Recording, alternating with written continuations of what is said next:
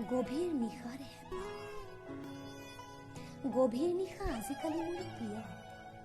সময়, জীৱনশৈলী, চিন্তাধাৰা সকলোবোৰ সলনি হ'ল বাবেই কিজানি গভীৰ নিশা আজিকালি মোৰ প্ৰিয়। ৰাতিৰ মহানগৰীত গাড়ী চলাই অনাই বনাই ঘূৰি ফুৰাৰ হেঁপাহ। তেতিয়া যেনিবা বাইকত, এতিয়া কাৰত। তেতিয়া আছিল মাৰুতি, এতিয়া ডালিমী। সকলোবোৰ সলনি হ'ল বাবেই কিজানি গভীৰ নিশা আজিকালি মোৰ প্ৰিয়।